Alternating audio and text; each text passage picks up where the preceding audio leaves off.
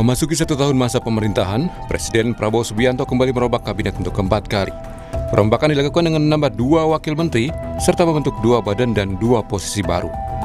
Presiden Prabowo melantik 2 wakil menteri, yaitu Ahmad Wiyagus sebagai Wakil Menteri Dalam Negeri dan Benjamin Paulus, Wakil Menteri Kesehatan.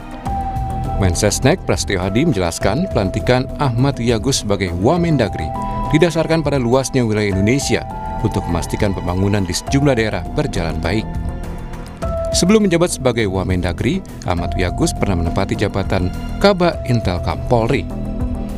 Negara kita sangat besar, 514 kabupaten, 38 provinsi, tentunya dalam rangka pembinaan dan memastikan pembangunan di setiap daerah, baik provinsi maupun kabupaten kota dapat berjalan dengan baik dan lancar, maka Bapak Presiden merasa perlu memberikan tambahan kekuatan di Kementerian Dalam Negeri dengan mengangkat 1 Wakil Menteri Dalam Negeri. Untuk mengucapkan sumpah. Sementara, Menteri Kesehatan Budi Gunadisadikin bilang Benyamin akan membantu menjalankan agenda transformasi kesehatan. Salah satunya, mempercepat upaya eliminasi penyakit tuberkulosis atau TBC di Indonesia. Dia adalah ahli spesialis paru. Dan salah satu kukinya Bapak Presiden kan mengenai percepatan eliminasi tuberkulosis. Beliau tuh passionnya, hatinya dari dulu ingin kalau bisa penyakit yang membunuh 134.000 per tahun ini tuh bisa cepat kita hilangkan. Kita ngobrol gila 5 menit yang meninggal 2. Jadi makanya kita mesti cepat-cepat beresin. Gitu ya, doain ya teman-temannya supaya sukses ya. Dalam kesempatan yang sama, Presiden Prabowo juga melantik sejumlah pejabat lain, di antaranya Doni Oskaria sebagai Kepala Badan Pengaturan BUMN dan Anggito Abimanyu sebagai Ketua Dewan Komisioner Lembaga Penjamin Simpanan atau LPS. Selanjutnya, Presiden juga melantik Ketua dan anggota Komite Eksekutif Percepatan Pembangunan Otonomi Khusus Papua yang diketuai Felix Fernando Wanggai. Kemudian Presiden Prabowo juga melantik 2 asisten khusus Presiden, yakni Dirgayusa Setiawan dan Agung Gumilar Saputra. Jelang 1 tahun pemerintahan Presiden Prabowo Subianto, Menteri Koordinator Bidang Perekonomian Erlangga Hartarto sebut evaluasi di sektor ekonomi terus dilakukan secara berkala. Erlangga bilang meski rupiah sempat melemah, namun capital market dalam negeri dalam kondisi baik. Erlangga yakin dengan kondisi ini kepercayaan investor ke dalam negeri masih tinggi. Ya, tentu evaluasi kan dilakukan secara dinamis dan terus-menerus. Tapi juga kita kan melihat selain rupiah, itu capital market juga lagi bagus, lagi all time high. Tetapi kan ini semuanya dinamis. Jadi kita evaluasi. Ada target khusus atau strategi? Selama hampir 1 tahun pemerintahan, Presiden Prabowo telah menambah 3 wakil menteri. Sebelumnya, pada awal pembentukan Kabinet Merah Putih, Presiden sudah memiliki 56 wakil menteri. Yang harus dibuktikan pemerintah adalah perombakan kabinet membuat kinerja semakin efektif, bukan tersendat oleh risiko tumpang tindih kebijakan. Tim Liputan, Kompas TV. Memasuki 1 tahun masa pemerintahan Presiden Prabowo Subianto kembali merombak kabinet untuk keempat kalinya. Perombakan dilakukan dengan menambah 2 wakil menteri serta membentuk 2 badan dan 2 posisi baru. Dengan bertambahnya jumlah kabinet dan lembaga membuat kinerja pemerintah ini diharapkan semakin efektif. Akan kita bahas bersama dengan sejumlah narasumber, sudah bergabung bersama kami, keduanya melalui sambungan daring. Ada pengamat politik dari Lingkar Madani, Bung Ray Rangkuti, kemudian juga ada anggota Komisi 2 DPR dari fraksi Partai Golkar, Ahmad Irawan. Selamat pagi Bapak-Bapak, Assalamualaikum. Pagi. Waalaikumsalam warahmatullahi wabarakatuh. Bang Ray, pagi Bang. Kita melihatkan ini tinggal 10 hari lagi, kita lihat bagaimana kinerja pemerintahan Prabowo Subianto yang mencapai 1 tahun begitu. Saya ingin ke Pak Irawan dulu. Pak Irawan, ini kalau kita lihat Presiden Prabowo kemarin sudah menambah wakil menteri, kemudian ada lembaga baru, ada badan baru juga. Nah, ini kan otomatis menambah pengeluaran negara. Indis ekonomi, Anda melihatnya bagaimana sebagai perwakilan dari masyarakat, dari DPR? Kami sendiri sih melihat satu bahwa proses pengangkatan wakil menteri tersebut masih masuk dalam bagian dari kewenangan konstitusional Presiden dalam melakukan pengangkatan wakil menteri. Karena hal tersebut sesuai dengan Undang-Undang Kementerian Negara dikatakan bahwa dalam hal terdapat beban kerja yang membutuhkan penanganan khusus, maka Presiden dapat mengangkat wakil menteri. Maka dalam konteks kebutuhan itulah tadi kami membaca bahwa keberadaan wakil menteri dalam konteks menyelesaikan dan adanya kebutuhan tersebut. Tentu juga secara logik ketika kemudian ketika beban kerja tersebut dianggap sudah tidak memerlukan wakil menteri lagi, maka Presiden juga bisa memberhentikannya. Jadi kira-kira begitulah logika konstitusional terkait dengan pengangkatan wakil menteri tersebut. Dan memang bahwa Mbak, menurut kami, saya pribadi, bahwa seorang presiden dalam konteks kepemimpinan di Indonesia itu memang harus memiliki kekuatan yang memadai untuk menyelesaikan rumitnya permasalahan-permasalahan bangsa. Maka kemudian kalau kita lihat yang terbaru ada pengangkatan wakil menteri dalam negeri dan wakil menteri kesehatan. Tentu ada masalah-masalah spesifik yang harus diselesaikan oleh kedua wakil menteri tersebut. Oke, ada permasalahan spesifik yang harus diselesaikan oleh wakil menteri yang memang sudah dilantik begitu. Tapi kemudian begini, Pak Irawan, Anda berada di Komisi 2. Kita tahu kemarin Menteri Keuangan memang ada kebijakan pemotongan anggaran transfer ke daerah, ya kan? Kemudian kita tahu juga respon dari kepala daerah ini terang-terangan menolak. Nah, Anda di Komisi 2 berada di posisi seperti apa melihat ini? Satu hal yang perlu kita clearkan dulu bahwa posisi wakil menteri itu posisi yang berbeda dengan derajat dan kualitasnya dengan posisi menteri. Tentu juga itu berbeda, konsekuensinya berbeda juga dalam hal fasilitas dan lain-lain sebagainya gitu.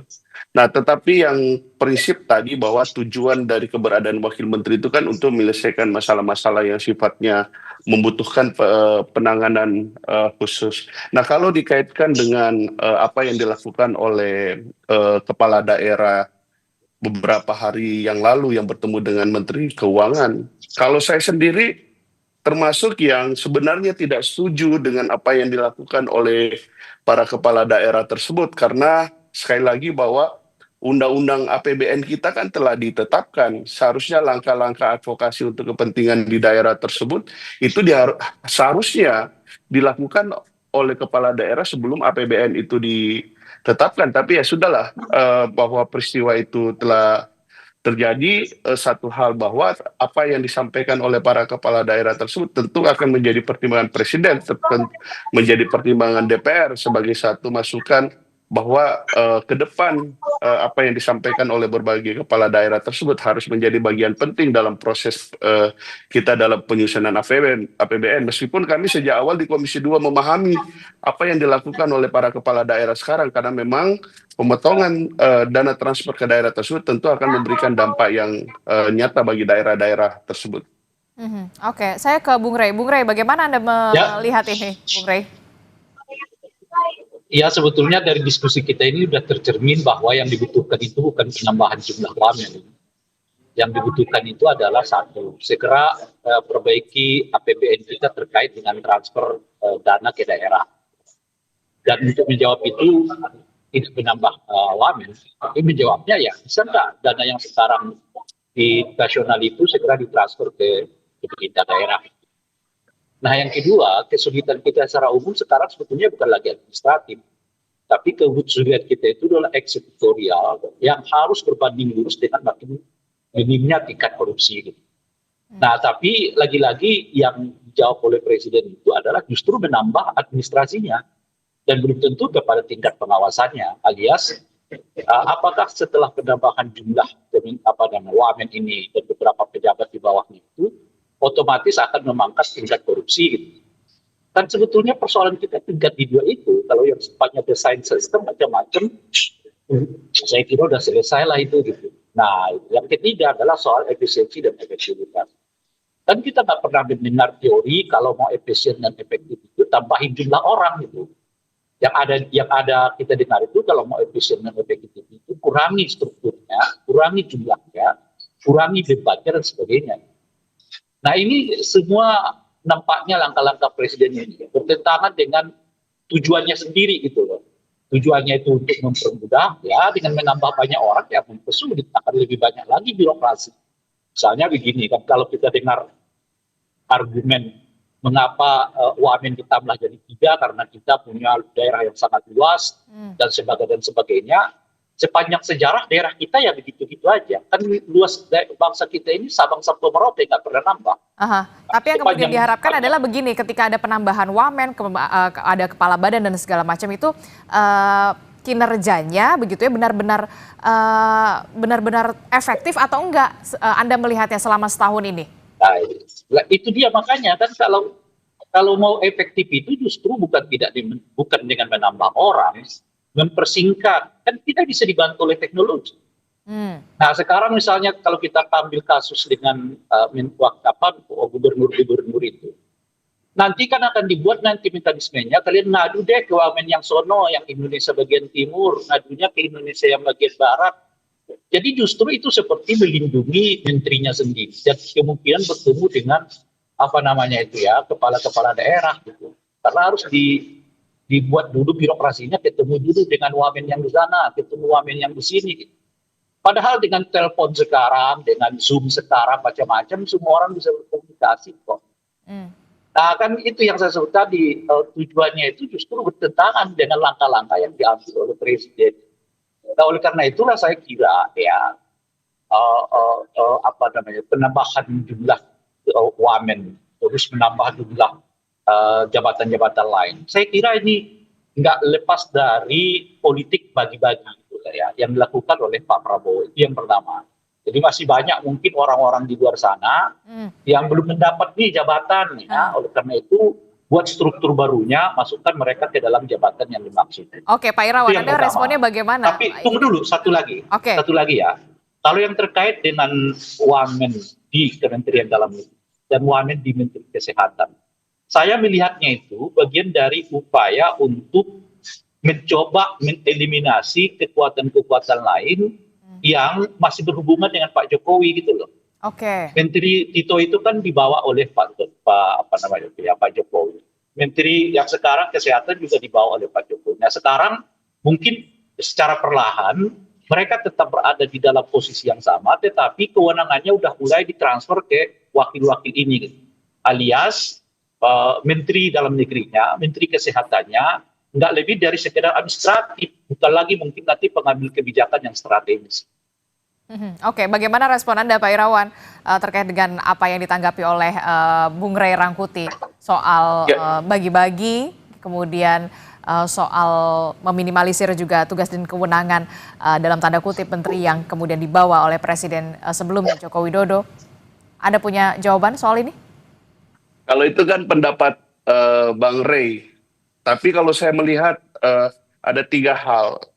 Satu, yang pertama kita memiliki banyak persoalan bangsa.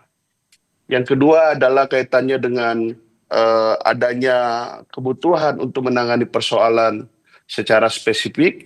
Yang ketiga, ekspektasi publik yang meningkat. Inilah yang kemudian yang ditangkap oleh Presiden sehingga mengambil satu kebijakan untuk dilakukan penambahan wakil menteri tersebut, meskipun memang dalam konteks reformasi birokrasi, dalam konteks efisiensi kan tidak harus juga bahwa pendekatannya satu urusan, satu lembaga atau satu pejabat. Tetapi sekali lagi kalau kita kembalikan pada perspektif konstitusional tadi, bahwa keberadaan wakil menteri itu sebenarnya dalam rangka untuk sekali lagi menangani beban kerja yang membutuhkan penanganan spesifik, maka Presiden dapat mengangkat wakil menteri dan logikanya jika kemudian bahwa beban kerja tersebut sudah tidak ada lagi, maka dalam konteks kewenangan Presiden maka kita tidak memerlukan wakil menteri lagi. Jadi Presiden juga berwenang untuk memberhentikan gitu. Saya sih melihatnya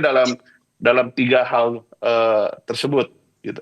Oke, berarti menurut Anda cukup efektif ya untuk membantu kinerja pemerintah begitu ya, dengan adanya wakil menteri dan juga badan-badan baru yang kemudian dibentuk oleh pemerintah pusat.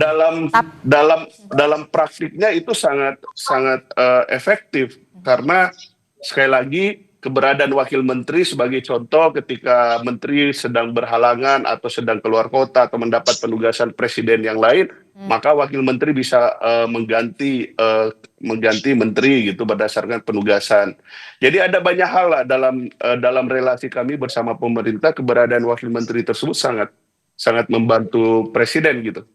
Tidak khawatir ada tumpang tindih tugas dan juga kewenangan di sana misalnya antara menteri, kemudian ada badan khusus, ada utusan khusus. Bagaimana bisa memastikan ini berjalan? Tentu tidak ada tumpang tindih karena keberadaan badan, menteri, wakil menteri dan sebagainya tersebut termasuk utusan tersebut, tentu mereka bekerja berdasarkan mandat yang diberikan dan kewenangan yang diberikan oleh undang-undang, oleh peraturan pemerintah atau oleh instruksi presiden. Jadi memiliki batasan, misalnya wakil menteri ya bertanggung jawabnya kepada menteri yang bertanggung jawab kepada presiden, dan misalnya wakil menteri misalnya bertindak ke dalam mengkoordinasikan direktorat jenderal atau mengkoordinasikan proses birokratisasi di dalam kementerian tersebut. Jadi tidak ada tumpang tindih, termasuk kemudian kalau kita lihat badan-badan yang dibentuk oleh pemerintahan saat ini oleh presiden, itu badan-badan yang sebenarnya menangani satu tugas yang spesifik, seperti contoh Badan Gizi Nasional, ya dia akan fokus pada program makanan bergizi tadi. Jadi tidak ada tumpang tindih, dan kalaupun itu saya lihat ya pengaturan tersebut telah cukup bagus dalam berbagai regulasi yang dibuat oleh pemerintah untuk menghindari tumpang tindih kewenangan tadi. Oke, jadi tidak ada mengakomodir atau bagi-bagi itu tidak ada ya, seperti apa yang pendapat oleh Bung Ray Rangkuti menurut Anda? Kalau saya, pendapat saya sebagai anggota DPR bahwa konteks pengangkatan wakil menteri, terus kepala badan dan lain-lain tersebut yang jadi pendapat Bang Ray tadi, saya tidak melihat itu dalam konteks bagi-bagi jabatan. Saya melihat dalam konteks 3 hal. Satu, bahwa menyelesaikan rumitnya berbagai persoalan bangsa. Yang kedua tadi adalah ekspektasi publik yang tinggi gitu, sehingga membutuhkan penanganan secara khusus. Yang ketiga adalah dalam rangka proses akselerasi, sebenarnya justru bisa memotong rantai birokrasi dan tanggung jawabnya tersebut langsung kepada presiden. Oke, Anda mengatakan menyinggung soal ekspektasi publik yang meningkat begitu ya, banyak permasalahan yang semakin kompleks begitu ya. Anda melihat dengan adanya, taruhlah kita contoh Badan Gizi Nasional, kita tahu program MBG ini sudah memenuhi, sudah bisa diselesaikan oleh BGN? Ya, ini kan program baru, badan baru. Tentu bahwa ada kekurangan-kekurangan itu yang harus kita perbaiki gitu. Oke, saya ke Bung Ray. Bung Ray, bagaimana respon Anda memenuhi ekspektasi publik yang terus meningkat begitu dan juga permasalahan negara yang semakin kompleks? Masalah kita apa ya? Masalah bangsa negara kita ini apa? Maksud sih makin hari masalahnya makin besar, masalahnya yang makin kecil dong. Kan ini kan kelanjutan. Kan mestinya di zaman Pak Jokowi itu masalahnya besar, dilanjutkan oleh Pak Prabowo dengan masalah yang makin mengecil. Dan itu asumsinya, kecuali ada perubahan drastis yang dilakukan oleh Pak Prabowo yang meninggalkan kebijakan masa lalu. Ini kan tidak ada. Di zamannya Pak Jokowi sudah dianggap, sudah diklaim masalahnya kita makin mengecil. Loh kok sekarang masalahnya makin membesar? Itu kan bertentangan lah gitu. Nah, itu satu. Nah yang kedua adalah, kan misalnya lah kalau kita buat soal Kementerian Dalam Negeri, kan kita udah tahu masalahnya, terang benderang tuh. Daerah itu kekurangan uang untuk membangun. Loh kok diselesaikan dengan menambah jumlah wamen gitu loh, oleh presiden gitu. Kan itu. Nah yang kedua, nggak perlu ada lagi yang disebut dengan wamen untuk Indonesia Timur. Nah kita ini kan otonom daerah-daerahnya itu. Daerahnya itu ya diberi kesempatan yang sangat luas untuk mendesain sendiri kerangka pembangunan yang mereka inginkan di luar 5 hak yang dimiliki oleh pemerintah pusat. Justru kewenangan Menteri Dalam Negeri itu hak oleh otonomi daerah dipangkas, bukan diperluas gitu loh. Biarkan daerahnya sendiri yang jalan. Nah kalau soal koordinasi, ya ini kayak kita masih di tahun 70-an, 60-an. seolah-olah nggak ada Zoom, ya seolah-olah nggak ada ini, nggak ada itu. Semua udah bisa sekarang kok. Makanya kita kalau sekali lagi loh ya, masalah utama kita itu sekarang bukan lagi administrasi, bukan lagi desain tata kota, desain tata kenegaraan macam-macam, desain sistem. Masalah kita itu korupsi. Kalau korupsinya ini bisa kita tekan, ya saya kira banyak hal yang juga bisa kita lakukan dengan segera. Lah ini menjawab korupsi itu salah satunya memperkecil jumlah pejabatnya. Karena yang sering kita dengar itu adalah makin banyak pejabat, uang negara makin banyak ke mereka, tapi pengawasannya lemah dan terjadilah korupsi di dalamnya. Kan tagline-nya Pak Prabowo itu jelas, bocor. Nah ini menurut saya bagian dari upaya untuk memberi kesempatan kebocoran itu makin besar. Nanti pengawasannya gimana tuh? Semuanya gitu. Nah saat yang bersamaan kalau ada 3 wamen, menterinya ngapain? Nah, kalau disebut makin banyak, nggak masuk logika. Kalau presidennya ini bukan presiden yang mengubah desain kebijakan yang diterapkan oleh pemerintah yang sebelumnya. Di zamannya Pak Jokowi masalahnya aja disebut makin sedikit, kok sekarang nambah lagi, padahal lainnya itu lanjutan. Nah oleh karena itulah saya melihatnya, dari aspek itu tadi, ini lebih sifatnya bagi-bagi kekuasaan. Nah khususnya itu tadi soal wamen baru di Kementerian Dalam Negeri, mantan yang sekarang jadi purnawirawan polisi. Ini kan juga bertentangan menurut saya dengan keinginan Presiden untuk melakukan reformasi polisi. Salah satu bentuk penting dari reformasi polisi itu adalah menarik semua perwira polisi, khususnya yang sekarang aktif dan non aktif itu, khususnya yang aktif lah ya, dari institusi-institusi non kepolisian. Alih-alih itu dilakukan oleh Presiden, malah sekarang memberi jabatan baru lagi kepada purnawirawan polisi yang baru saja purnawirawan. Kan ini agak bertentangan dengan tujuan reformasi polisi yang dibuat.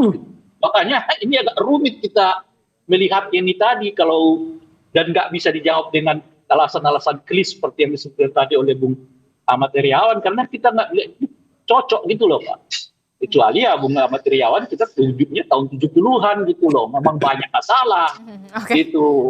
Oke, baik. Terakhir Bung Irawan, bagaimana Anda bisa menjawab ini begitu? Seharusnya akar permasalahannya bagaimana bisa menekan korupsi, menutup celah-celah kebocoran ini dengan pengawasan yang lebih ekstra ketat. Ya, kalau itu kan kita setuju dengan pendapat bahwa salah satu persoalan kita adalah korupsi, terus kemudian mekanisme pengawasan, dan tadi yang Mbak sampaikan tadi itu ya kita setuju dan sependapat. Maka itulah yang kemudian memang yang kami maksud bagian dari kerumitan masalah bangsa ini yang juga harus diselesaikan gitu. Dan saya melihat bahwa relevansi dan keberadaan dari wakil menteri tersebut ya tentu untuk menangani kebutuhan-kebutuhan yang spesifik tadi tersebut, dan agar tidak kemudian terjadi tumpang tindih terus tumpang tindih mengenai kewenangannya, maka tentu bahwa badan-badan tersebut atau wamen-wamen tersebut tentu harus bekerja berdasarkan kewenangan dan sesuai mandat yang diberikan oleh undang-undang dan sesuai mandat yang diberikan oleh Presiden. Oke, saya bisa membayangkan begitu ya, kalau karyawan saja, company saja, kita satu orang dituntut untuk bisa mengerjakan banyak hal, multitasking begitu ya. Saya juga berharap seharusnya juga seorang pejabat negara, pelayan pemerintah juga bisa multitasking untuk bisa memenuhi ekspektasi publik. Terakhir Bung Rey. Ya, tetapi ini berbeda Mbak antara pengelolaan korporasi dengan pengelolaan lembaga negara, apalagi dengan model pemerintahan kita, ada yang pemerintahan yang sifatnya nasional dan ada pemerintahan daerah kalau misalnya Bang Rey tadi menyampaikan itu. Dan Kemendagri tersebut tidak hanya sekedar mengurusi daerah, tapi politik dalam negeri secara keseluruhan dan juga kaitannya dengan stabilitas politik pemerintahan dalam negeri. Gitu. Terakhir Bung Rey, singkat saja. Ya memang beda, kalau ada beda-bedanya di mana? Kalau yang satu non politik, yang satunya politik. Maka kalau ada penambahan jabatan seperti yang sekarang, yang paling bisa kita lihat itu dalam kerangka politik. Makanya tadi, satu politiknya apa? Bagi-bagi kekuasaan. Kedua, ya mungkin bahasa lebih simpel lah. menjaga menteri dalam negerinya maupun Menkesnya gitu loh. Ini kan yang dimasukkan ini adalah orang-orang yang mungkin potensial akan menggantikan kedua beliau itu. Karena Menkes dan menteri dalam negerinya ini kan ya masih sangat kuat irisannya dengan Pak Jokowi, kira-kira begitulah. Nah, yang ketiga adalah membuat supaya seolah-olah ada masalah yang begitu besar, padahal masalahnya adalah korupsi. Tapi justru dengan dengan penempatan dua kementerian ini, dua amen ini, justru menurut saya membuka peluang makin banyaknya kemungkinan kebocoran anggaran negara kita di tengah daerah-daerah kita ini sedang menjerit karena mereka dipotong ya bagiannya demi mengongkosi ya jabatan-jabatan baru yang dibuat oleh presiden ini.